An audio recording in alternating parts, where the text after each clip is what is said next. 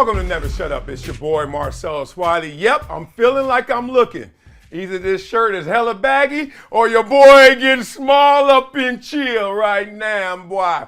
Man, I'm trying my damnedest to eat right, do right, and it ain't going right. But I put on a big shirt just to throw you guys off right now. How you guys doing out there? I can't hear you. It's all love, man. Thank you guys for the support. Brinks, Rage, iHeart, Wiley's World, YouTube, and today is Friday Swag Away. This book is on its way. Who I will not say until the end of the show, right? I'm going to wait for whoever's going to win that Friday Swag Away.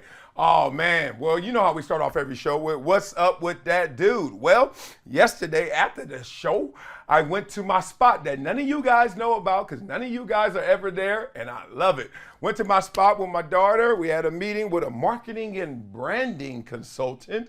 That was a really good meeting because he was a really good dude who does great work. So trying to implement him into the enterprise, especially with the foundation. He's great at messaging. So look forward to working with him going forward. Other than that, came to the crib, kicked it with the itty bitties a little bit. Then we went to our hole in the wall sushi spot.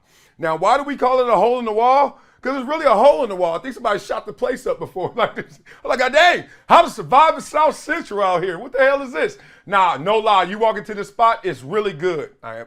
And they have an A on the front report card, all that. But it is fishy. Like you walk in there, you're like, come on, dog. Like, oh, it stank up in there. But it's good too. So my daughter and my wife and I went out for sushi. Real quick trip too, down the street, 1 hour back and forth. We came back so fast that MJ was like, dang, Daddy, you guys weren't gone that long. And I was like, oh no, we ain't always gonna leave you abandoned. And then I woke up this morning and I had a great call with an executive from GoFundMe. And GoFundMe, I can't lie, I haven't used it that much. I've went on the page and donated a couple times, but I've never really like dove deep into it. I remember when J.J. Watt raised like $40-some million for relief efforts. Obviously, Damar Hamlin, I saw that as well, but I never knew the depths of it. But they reached out to me because I've done some community work before that they were in support of. So it's kind of like, hey, you doing this over here and we doing this over here. Let's do it together. So diving into that, man. Look forward to telling you guys more. All right. Speaking of talking about more, let's talk about somebody I know who is speaking a lot more on his former employer. That is Dan Batard saying that most four-letter shows are infomercials. Argues that young people are empirically less interested in sports. And those four letters are ESPN. Let's talk about it because he's uniquely equipped to speak on the precipitous decline, as some are saying, of ESPN, admitting that even the shows he worked on were little more than time killers, low wattage placeholders meant to shepherd the network between broadcasts of live sporting events. Didn't I tell y'all that? That's what it is. And I hope y'all don't feel bad. I hope y'all don't look at it any different way. And this is not to belittle it. But what we really were doing and what Dan Batard is talking about is we know y'all gonna watch on Sunday. Y'all watching Countdown and whatever it is. We know you're gonna watch them games. Now, how in the hell we gonna keep them going till the game comes? You know, we gotta make up something. Not make up like we're gonna lie about it, but we gotta get some storylines going. So we gotta make some things happen. Let you know that those athletes, those players are actually people that have lives, that have Instagrams, and we could talk about all that, right? So we just make that happen. That gumbo occurs. So he talked about highly questionable was just an infomercial that could have been any show in the world from 4:30 to 5. I disagree with him there, but I hear what he's saying. They could have chosen any show in the world and it would have been an infomercial that just got you to the next games. That's what most of the programming on ESPN is. They got too many hours to fill for much of it to be good. It's too much landscape. Looked like he took a shot at his own show, like it all can't be good. And then he said anybody could have done what we did, so was our show any good? I like highly questionable. Can't lie though, it was a hard pill to swallow in the beginning because I just didn't get the dynamic. Because they were going back to like, it felt like one of those 80s sitcoms where the style and the dry humor and how they were swiping out and just how they filmed it. I was like, what is this? And then Poppy took over. I remember when Poppy took over, I was like, oh, this show is hilarious. So what he's really saying isn't criticism of ESPN, y'all, or any of the other entities out there. It's just a reality that the business has stretched entirely too thin, they say. So in short, ESPN and other outlets have decided that quality doesn't matter, placing a higher premium on rights and fees and ad revenue than the product itself. Y'all see that, right? Like, we just got to get you to that live event, then all that big money comes in, and then everything else, do you really care? We don't either. All right, so the model doesn't account for recent trends, cord cutting. All right, that's what Batard was talking about. Lack of enthusiasm for sports. Y'all got that. I know these youngsters don't care about sports like we used to. Now, it's weird. The ones who are playing do, and their parents do because they see them as lotto tickets. But just in general, man, I got some nephews and some little cousins just gaming. They, what? Play where? Basketball. And they, first of all, they don't even give you eye contact. Basketball where? What? And I'm like, damn, dog, what you gonna do? He's like, I'm doing what I'm gonna do. And he's right about that. It's a whole different world. So the younger demographics, especially those millennials and Gen Zers, increasingly gravitating towards viral content. A number of different factors, as Batard talked about right here. So beyond streaming and people living off the grid and getting away from cable television because they just don't want to pay for it, y'all, right? Free YouTube right here. It's your boy. Empirically, young people are less interested in sports. So the networks and leagues are trying to make product more palatable and interesting to the younger demo. Good luck with that. So traditional pundits no longer carry the same weight, you know. Oh, man up there in the suit arguing and yelling. Yeah, all right, dog. Nobody trying to hear all that, right? You hear that backlash sometimes. While the content creators, Jake Paul, Dave Portnoy, etc., YouTube sensation left and right, they got these huge online followings. So the loss of younger viewers is far from the only issue plaguing sports media, they say. It's a valid concern and probably one that isn't getting enough attention. Well, on this show it's getting attention. Why? Because some are saying that I'm right now, look, we're in the dog days of sports.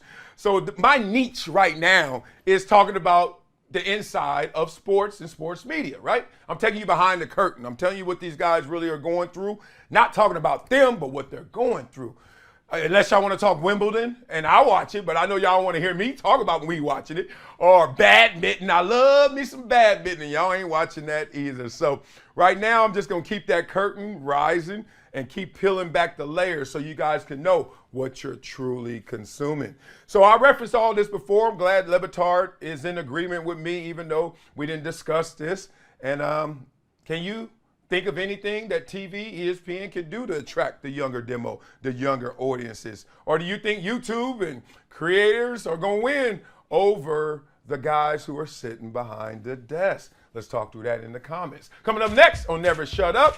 Oh, I'm going to learn how to say his last name right now. Victor Wembanyama. Ah, that sounds like a dance craze from like the 80s. Like, do the Wembanyama. All right, well, somebody in his entourage, his security, whoa, saw Britney Spears. Wow, slapped her. Whoa, and for real. Let's talk through that next and why that happened. On Never Shut Up, Brings TV, Reads TV. Damn, Britney got smacked. What the hell she do? She did something.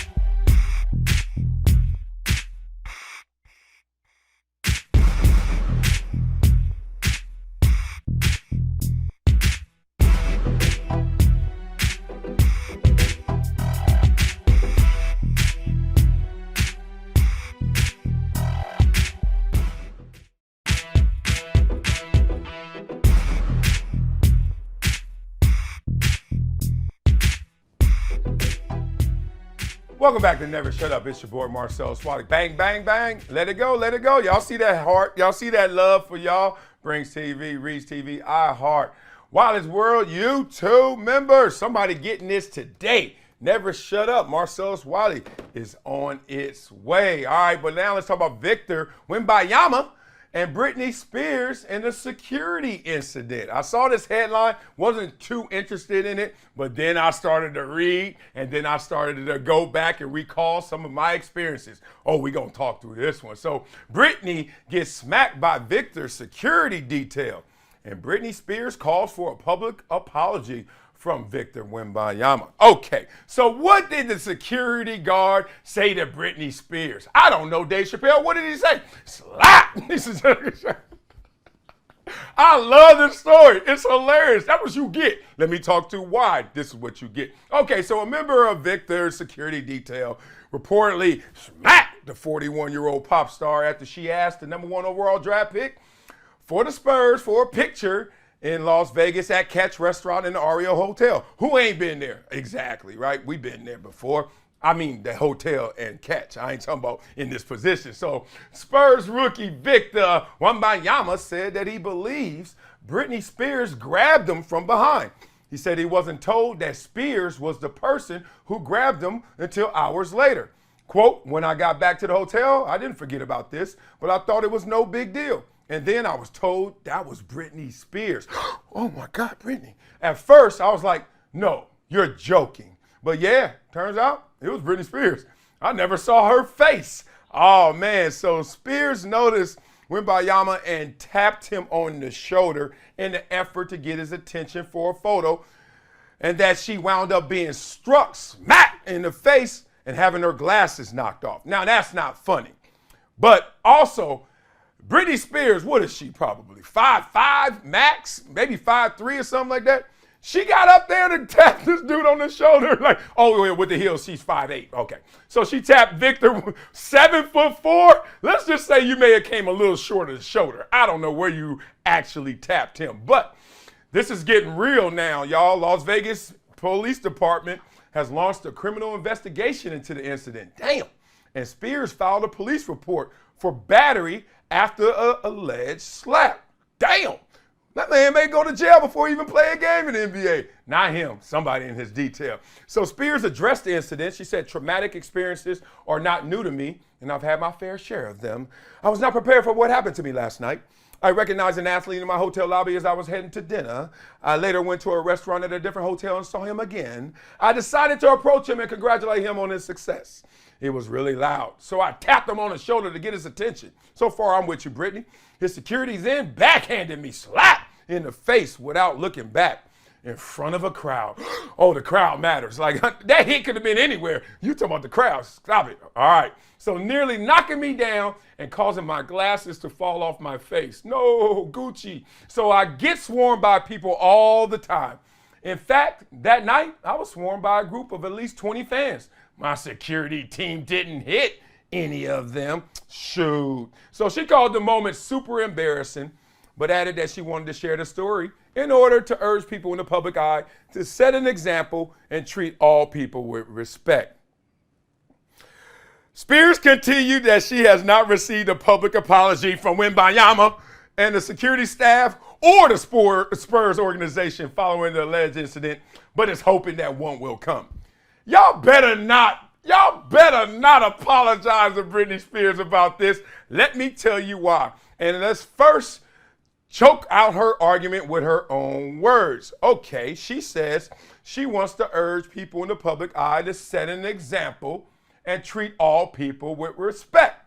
Well, you may not think that it's disrespectful to touch Victor Wembanyama, but the law does. Let me read to you guys what the law says about what Britney Spears did. And Britney, I'm not that innocent. That is you right there. Thank you, Courtney, for knowing that song. All right, so battery is considered an illegal touching of another. The touching is harmful or offensive. So far, she good. And done, here we go, without justification and Britney, you about to go to jail, without the consent of the person touched. Huh? A battery often accompanies an assault. Now, we ain't going that far, goddamn. But Britney, you better drop these charges. You better not file that report. You started this. And you know why you started this? I know why you started this without even knowing you, without even being there. You're entitled. And it's okay, because this is what happens when you're a celebrity, especially Britney Spears. Everywhere you go, you think that everybody knows you, and you think it's all good no matter what you do, right? So you're walking, and you're like, oh, that's Victor Wembanyama, or the big dude who just got drafted, whatever it may be, right? Keep on going. I'm Britney Spears. He ain't come speak to me. I ain't gonna speak to him. Then you go somewhere else, and you see like, damn, everybody around that dude, that's him again. Okay, let me get to him. Now, you get to him from the scrum of people around him probably. He got security with him, so you can't directly go to him. Hey, Victor. And you say it in that spirit, and I've been here before. When you see somebody else that's famous and you know him, but you like everybody else in the way. Hey, Victor. Kind of like, dog, just turn around. It's going to be all good as soon as you see it's Britney Spears. Victor. Victor can't hear you because everybody else saying, Victor, Victor. So Britney decides to insert herself and commit battery and touch the dude. Now, there is someone who is getting paid a lot of money to make sure what? Nobody touches Victor Wembanyama. Nobody, including you, Britney. But you didn't even think about that. You ran past that stop sign. Why? You're Britney Spears. You better recognize. And boy, whop, whop, whop. It's crazy. You know what happens? This reminds me of Clipper Darrell's situation. Remember when Clipper Darrell got knocked out by a security guard, which was not funny. Security guard did way too much. But Clipper Darrell was walking around like, I am Clipper Darrell. Dude told him, you can't go this way. That's what it looked like on video. Come on, man. It's Clipper Darrell. And whenever you see somebody who is in the public light do one of these, come on. They basically like, are you serious? You don't know who I am? I can't get by? You hear it all the time when guys get pulled over. Well, I'm going to give you a ticket, sir.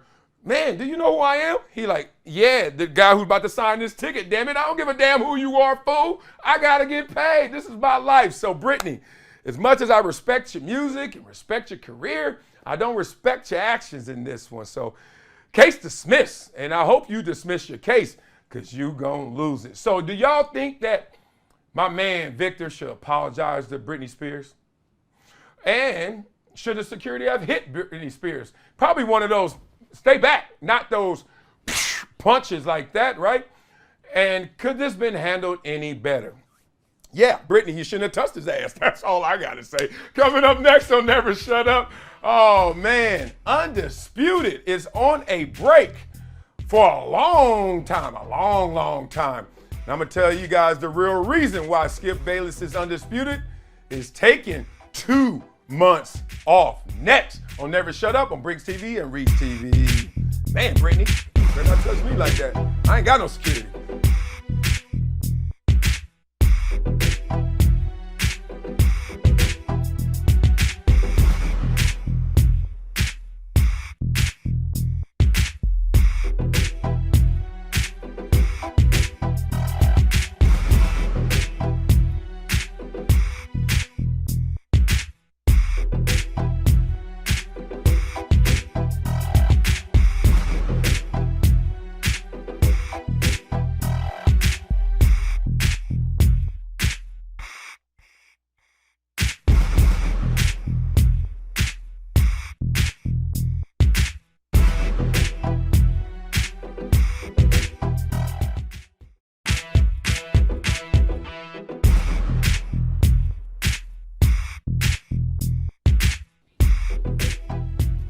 Welcome back to Never Shut Up. It's your boy Marcellus Wiley in lane 1 from USA. Marcellus Wiley. I used to do that. I used to smoke these fools out here in track and field. Yes, I did.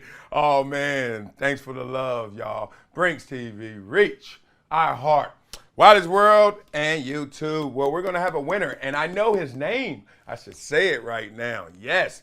But I ain't. But I am going to say Skip Bayless's name and tell you guys the real reason why Skip Bayless is undisputed, taking 2 months off. All right, so he explained why his morning show will go dark for more than 2 months before returning on August 28th.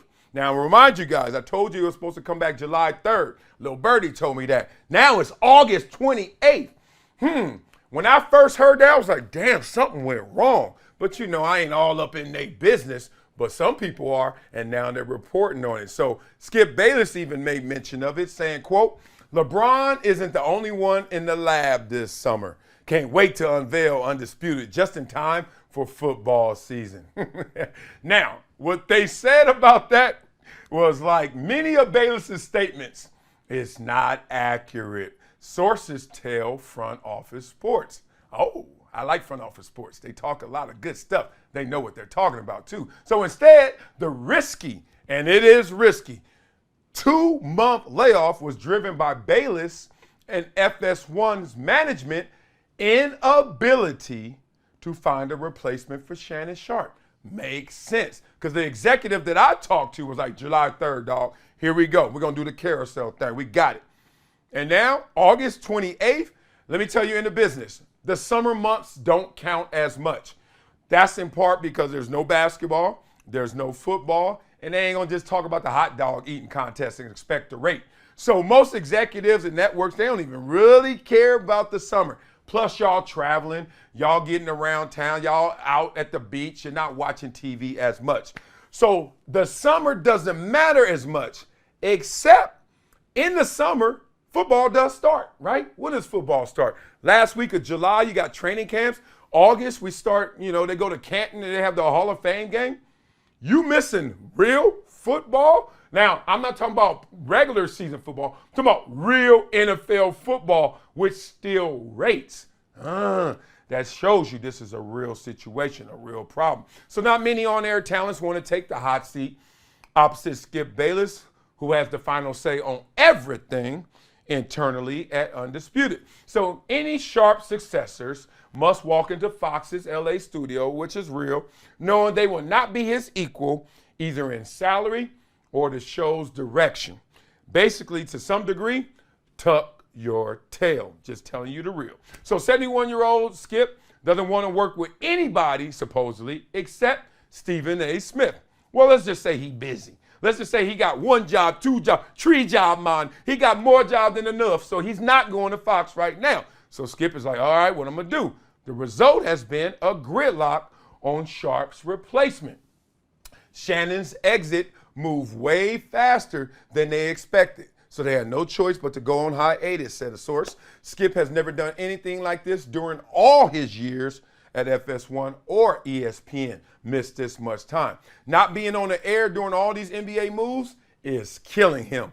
And facts, I know for damn sure somebody who likes to work, Skip get up at 2 in the morning to get on the treadmill, y'all. This sucker here about that life. And he can't work right now. Ooh, this is a problem. So Bayless and FS1 could also be scrapping the mano-a-mano style of the show and having rotating guests like I reported, like First Take.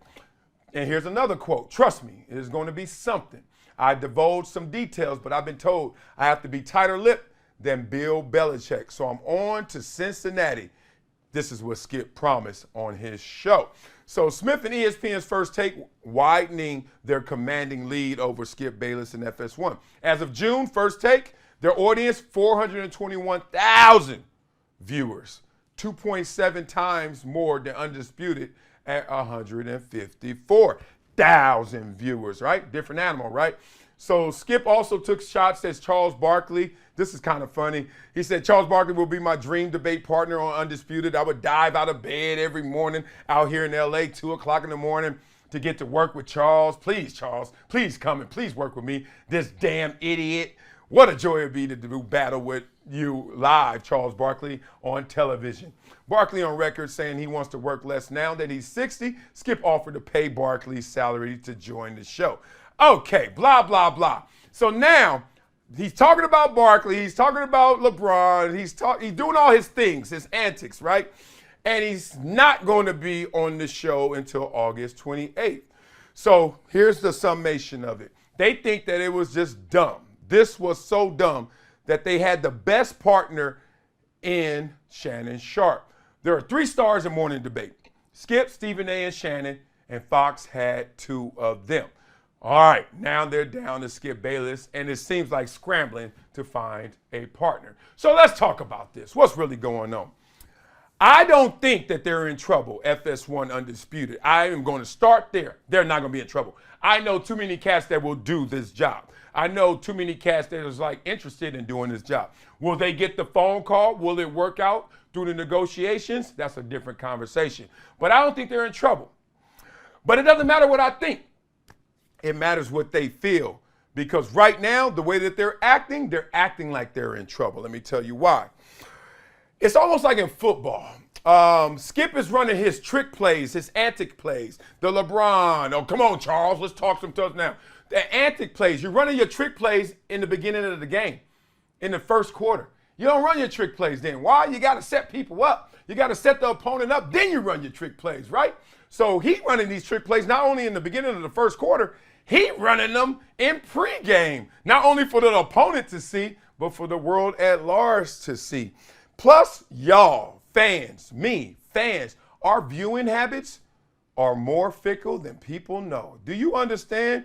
If you take a break from me, oh, you may lose me, not because I don't love you, because I just got into a different groove. Or maybe found something else. I give it to you like they do in football. It takes forever to get in shape, and it takes no time to get out of it.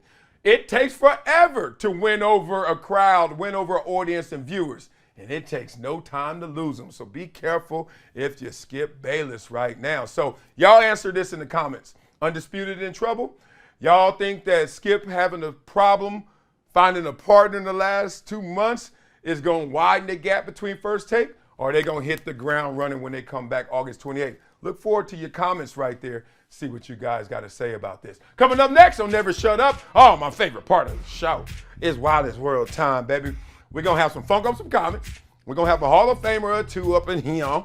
And I got to give away the Friday swag away, plus a Wileyism for your head. Mikey P in the building is going down next. Never Shut Up. Bring TV. Race TV. Booyah!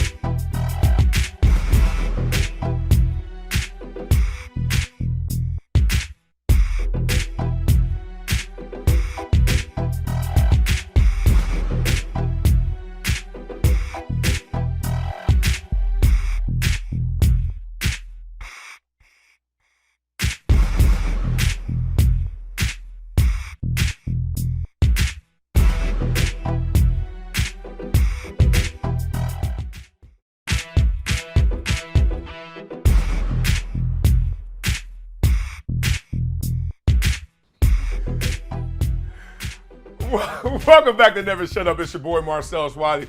The way I'm sounding is like Tony Montana over here because my voice, I'm losing my voice, so I use this spray. This spray gets stuck right here. I got to sniffle it up. Look like I'm in Hollywood doing lines, and I'm not. So got love for you guys, man. Thanks for bearing with me, man. Marcellus Wiley, Never Shut Up. This is somebody's book, and I know who it is. I'm going to tell you guys later. Thanks for the love on Brinks, Reach, iHeart, Wiley's World, and YouTube. Now let's get to funk up some comments. Funk up some comments, yeah. Funk up some comments. We got some comments right here. I'm getting tired of reading y'all handles, so because it's visually there, y'all just run with it, because y'all got some whack handles. 688, 44 buff. I'm like, I ain't reading all that no more. All right, I'm just going to get to the meat of the conversation. So let's talk about Jalen Green yesterday in that viral video of him doing the Humpty dance to his boy. Here's your chance. This is your dance to do the hump. Ain't nothing wrong with that. Let's talk through it. All right, he can tap who he wants to tap, but that was fruity as hell, LOL. Still, he's living his life. Who are we to judge? He's a grown man, so mind your biz. Props, Mr. Wiley. Someone else says, my boy.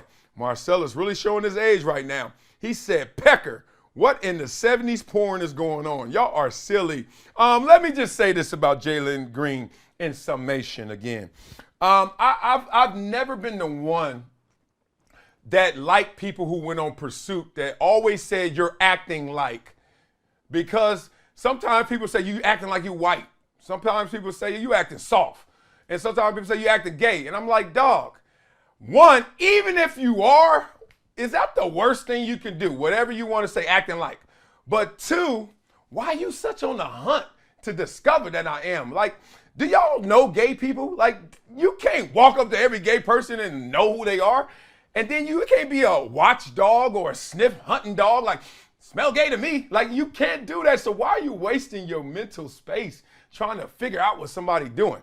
Now, that said, Jalen Green video, yeah, you look at it, you're like, all right, you trying to say something? Because actions speak louder than words. But even if he is saying it, my whole stance was, who gives a damn? Every single dude I've ever met was a little kid that was nasty, that did crazy stuff. And then as an adult, in the locker room especially, and I saw a few comments that said this, we get a little weird. Like, we go places, crazy places, that are just more of us being immature, mob mentality, just boys being boys, rather than always suggesting something greater. That's all I got to say about it. All right, let's get to Chad Johnson and Cameron. Oh, Dipset. Ow. Damn, I love that dude. Put Cam with Skip. Hell nah. I wonder if Cam could crush it without the N-word. I ain't gonna lie. His N-word placement, which I don't use, which I don't condone, but I'm also not gonna sit here and grandstand. It's not my crusade. He says it, and it really helps him speak and kill topics. Without it, I'm already like, Cam, what else we doing? But he does have some knowledge, but ain't no way that's happening. Don't respond, Chad. Nah, Chad, do you, Chad? Chad always responded. When he played, he would send out a signal. Then he would show up and bring the noise. Bring the noise once you're off that fast. Let's get to Chris Russo. Adam Silver made ESPN fire Jeff Van Gundy. I believe it 100%. He's correct.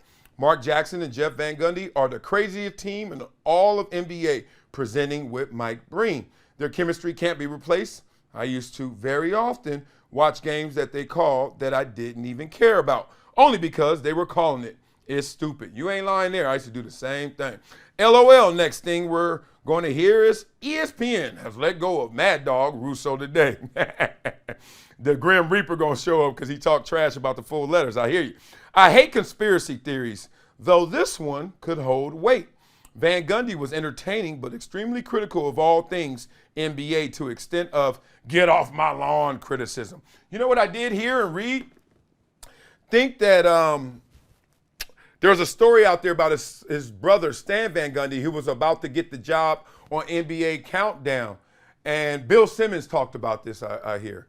And all of a sudden, because the NBA was like, nah, don't let him do that. That's too big a show, and he don't like us, and we ain't good like that. Supposedly, allegedly, that he didn't get that opportunity. So it seems like there's something to this one a little more than others.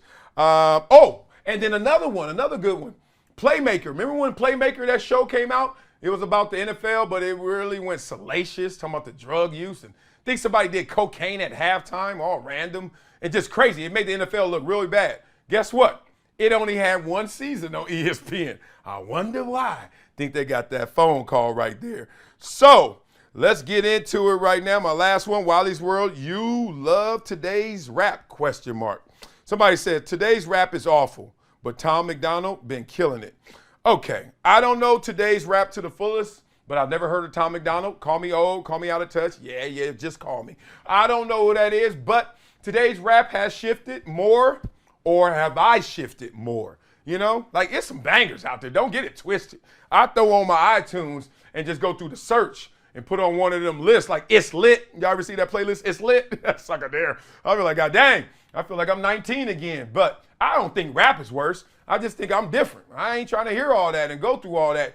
And I do think in general there's a little less focus on the skill of lyrics and a little more just on the bang and the beat and the tone, which is not always the best product. All right, y'all, let's get into what's the best part of this show. Funk up some comments. Get out of here. Time to bring in a Wiley's World member, and you too can be this Wiley's World member. Let's bring in Cobra Told Ya, who is starting to get a reputation as being not just a contributor, but a star on this show. Salute to you, Cobra. What you got going, brother? Hey, nah. Hey, thank you once again for being here. Today is Friday. 3 F's because I got a fierce question that might bring a teardrop or two. A fun question as always, and my favorite, a food question. Let's go. Yeah. All right, so I'm ready. the fierce one. So I knew when football ran its course for me and it was time to, hang it up and just focus on getting my degree. But I'm sure many people don't really know it happens at different times. Some people on their own, like Barry Sanders, and some people are kind of forced. When did you recognize that it was time for you to hang up the cleats? And how about most other athletes out there? What do you think? Oh, great question, man. For me, I realized it when I couldn't recover from the last injury I had, which was when I was in Dallas. I was coming off of a shoulder / my abdominal wall tear, and I wasn't better. And no matter what I did in rehab, I couldn't get better for whatever reason. Frankly, I'm not going to call the doctor out. Look, I'm not suing you. I'm not mad. But I recovered. I had a back surgery and had 10.5 sacks that year. The next year, I had a broken foot, didn't practice one time, had 13 sacks. When I got that abdominal wall tear, I had 6 sacks, but I missed a lot of games. I was still okay, but I never recovered. Then it went 3 sacks, then it went 0. And I always looked like, damn, man, did he do my surgery perfectly or did I rehab perfectly? And to this day, my hip irritates me. So the point being, what they had to do is go inside, and since my abdominal wall was torn, and he said post-surgery, it was the worst one he's ever operated on. Why? Because I kept playing through it a game or so, like, I could do it. I was misdiagnosed with bilateral growing strain. Don't want to bore you. They put a mesh wall, and they got to attach it to your hips. So I got mesh in here instead of a 6-pack, right? That doesn't explain the gut. It just tells you what I was going through. When I say I went from having a 6th gear to 4th gear max, that's what happened. And that's a big regret of mine, because I was like, damn, why can't I stay healthy? If I'm playing that well, always hurt. Imagine if I was healthy, what I would have done. I would have destroyed it. But That's for fantasy land. So I knew in Dallas, my best days were behind me, and it was time to end it. But Jacksonville gave me too much money for a paid vacation because I was a good locker room dude. And they're like, make a play or two. We don't care. So I stuck with it. Most guys don't want to stop because they don't know what else to start. They don't know what's next. They ain't thought about it yet, right? They ain't had that foresight. And I was blessed to go to Columbia, which forced me to see 99.99% of the people around me. Ambition is to be successful. A lot of them going to be, but none of them thinking about it playing football. None of them thinking about it using their body. All of them thinking about it using their brain. So I always had to think ahead. In part, going to Columbia, I thought ahead instead of going to a football factory. In part, leaving Columbia in the NFL, I thought ahead. What I'm going to do after? Broadcasting. Doing broadcasting for 20 years, I had to think ahead. FS1 and I, maybe me doing normal, traditional. It's time to get out of that space, maybe. So I'm always thinking ahead, whether I'm right or wrong. I'm going to bet on myself. All right. Cool. So the fun one now. Thanks for sharing that. I was given the name Cobra by like my 3rd or 4th game freshman season. But before that, I gave myself a nickname, right? And it was based off of my hype music. So, I used to always listen to all the current bangers, of course. But then there was one in particular that, really got me fired up before I walked out there. You know how Javon Curse was the freak? Oh, yeah. I was Thriller, right? I would bump, MJ's got to be starting something too hard to get over. Yeah. Right? That would get me fired up. Yeah. I used to go out there with one glove even. One glove out there thinking I'm Thriller, you know what I'm saying? But what about you? Did you have Did you have like a song, an artist, or just whatever was popping at the time? Dog, every one of my teammates that are watching this right now already answered this. And so my claim to fame to the NFL is not going to the Hall of Fame, not shattering any sack records, none of that. But there is one thing I pioneered, stadium music. I was a real DJ in 1997 when I got drafted. Bought my turntables. I already was DJing, but I didn't have my own equipment. I was doing everything I could. That was the first purchase I made.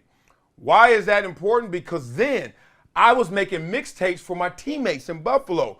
And then one of them said, dog, take it to the PA announcer and let them play it before the games. I was like, they ain't gonna do that. They're like, if you make it a clean version, you will. And I was like, all right, I'm gonna do it. And I did it, and they were like, sure, as long as it's clean. And so we used to go out to, I want some old time rock and roll. You know, that was pregame back in then. You know, toom, toom, chop. We will rock you, like all that. And then all of a sudden, you heard dong, dong, dong, some Master P. And Cass was like, so then the opposing team starts saying, dawg, why y'all music different than ours? They're like, Wiley over there doing the tapes. Get one of the CDs from Wiley. So then I start lacing other teams, and then they just start doing it themselves. Everywhere we went, it was going. That was my pioneering. Here's the reason. Here's the answer to your question. Let me give it to you like this. One song in particular, and everybody knows it. I got to San Diego, and not only was everybody playing rap, but we took it to another level. And Mystical came out with There I Go, whatever the hell it is. And so the whole stadium, when they were like, and introducing your San Diego Charger, boom, boom, boom, wow, wow, and the smoke, and then every player will lose their damn mind. There I go, there I go, there I go, there I go, running out the smoke, and literally be so tired that nobody ran down on kickoffs. Like we just burnt, we just falling out. But that was our song. Like that era, that Mystical, it hit hard. Oh, man, that's fun times, man. Flashback. So, stop playing with me, Cobra. So, yeah. All right, so now, you know, like I said, my favorite, got to talk about food. You already shared the sushi spot that y'all went to, the hole in the wall. But I don't even know if you're a steak person or not, but if you are, do you have like a go-to steakhouse, like that you know is just the best that you ever had? Oh, man, that is a great question. I can start from now and try to go back. Right now, there's a place called Catch Steak in LA on La Cienega. Silly, really good. Like, I love it. Before that, my all-time, I keep trying to avoid it, but it is the best steak I ever had. And I don't know if it's the best steak, but it's the best steak I had. Roof Chris. You catch a Roof Chris in the right place, good Lord. Then you throw them with that sweet potato casserole with it. Good Lord. Oh, I love me a Roof Chris. But, I mean, I love steak. So I've had so many top dogs that, or I should say top cows. Let me stop. So then I'm like, yo, those are the best. But Roof Chris, there's been moments, because they pour too much butter on there and put too much salt on there. You're like, That and Cat Steak right now is my favorite. What you got? Hey, no, Ruth Chris, when it comes to flavor, that's my number one. That's my number one. But when it comes to ambiance and all that, Mastro's, it's just beautiful. The steak is good, you know, but when it comes to flavor, Ruth Chris. But I'm going to check out that cat spot. It's called Cat's, what? Catch Steak. It's where Britney Spears got slapped, but the one in L.A. She got slapped the Vegas one, but the one in L.A., I need to stop playing. I'm going to see her. And she gonna be like, whap! All love, man. All right, Appreciate man. You, Cobra, good brother. segue, man. Have a good one. Oh, man. Much love to Cobra. He brings it out of me, man. Always gets love. And you know who else brings love out of me? My man Mikey P, superstar Mikey P in the building. Let's bring in Mikey P. Let me do my Vanna White. How you do it? Which way? That way? All right, that way. Come on. Turn over Mikey P. What's up, brother? Well, you know what time it is. It's Friday, so it's Rapid Fire Friday. Which means... Let's go. There you go. Firework, boom, boom, boom. All right. 3 minutes, and I'm going to get in as many questions as I can. Hopefully 10. That'll be great. So, you ready? Mm-hmm. Yeah. All right, here we go. What's the craziest thing you ever done to attract a female? Craziest thing I ever done? Get you in trouble. I wrote a $50,000 check to this one girl for tuition, which I'm sure she didn't go to school with. That was kind of wild because after I did it, we quickly broke up thereafter. Yo, all right. LaMelo Ball says he's going for MVP next season. Does he have over/under 25% chance? Oh, way over. That sucker there. Not only is he a baller, gonna get the numbers, staying healthy, and he does it with sizzle. Like, that sucker got a freaky game that you don't see everywhere. Little and one flair to it that I think could take him over the top. Let's see it. All right. What's a lesson that took you a long time to learn? Probably one I still haven't learned. To let people lie in front of me so that we can keep the peace. Like, I'm not a good keep the peace person. I tell you the truth. I won't let you lie to me. I don't care where. We could be at the funeral. I'm like, hey, bro, like, come on, dog. You ain't got to lie about it. Like, and I do that too much. It's almost like it's my crusade for everyone to keep it real. You ain't got to keep it 100 all the time. Sometimes 99 works, and I won't let it go. All right. Perk said to be considered a successful first season. Victor Wembanyama would need to make the All-Star game. Agree or disagree? I messed that up bad, too. Disagree. Man, I hate when these dudes start doing this hyperbole. Is this a make or break season for Dak Prescott? Whatever it is, he could suck. He can win the Super Bowl. He coming back the year after. He gonna be all right. Like, don't set this dude up with these stupid expectations. Like, he gotta win every year with him. No, I disagree with that. He's a rookie, man. All right. What was your last impulsive purchase? Wow, it's been a minute. Mikey, I might not. I let that go. I used to be so impulsive with I stopped playing. I don't. Everything I want, I take my time now. Me. I have nothing. First strikeout. Too much. Right. Oh, you know what? Last time I went to Vegas, a few times ago I went to Vegas with my boys. Last boys trip I went on, I spent too much money. Like way too much money. $30,000 or so. But they chipped in. Damn. They chipped in. All right, they chipped in. All right. All right. Would your 12-year-old self think you were cool? Yeah, because I really was a nerd, and I really was just about ball and my family. I really was like, I was the kid that you would tease, except be careful teasing me, because I'm already pretty good at stuff. But it was like, I was not fresh. I had holes in my shoes, and I was just like, didn't care about dressing. I didn't care about girls. So now, all the girls I've known, hey, honey, man, all the people, I'm good. All right, my friend. Well, that is all. Yeah, that was a quick 3 minutes there. I'll admit it. I don't know. They must have sped up the clock over there at Brinks. That's love. I appreciate you, big dog. We got topics too, or that's it for you, Fathom? What up? Oh, it's up to you. You want one? I got one. No, we gotta get out of here. We got Friday Swag Away, and we got Wileyism. Yes, sir. And I ain't got no voice, so let's do it. Appreciate you, Mikey P. out of here. All right, let's get out of here. Oh, man. All right, so it's time for some confetti to fall. Oh, here we go.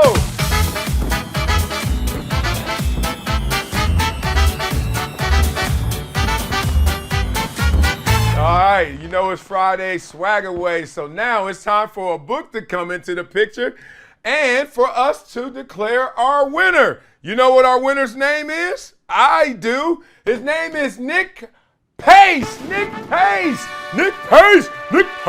Oh, yes. Nick Pace's book about to be in your face, Nick Pace.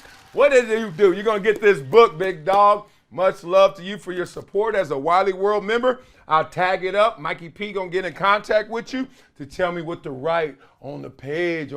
I got you. I appreciate the love, Nick Pace, Wiley's World member and winner of Never Shut Up Friday Swag Away. All right, y'all. Y'all know how we finish every show. We finish it with a Wileyism. Yeah.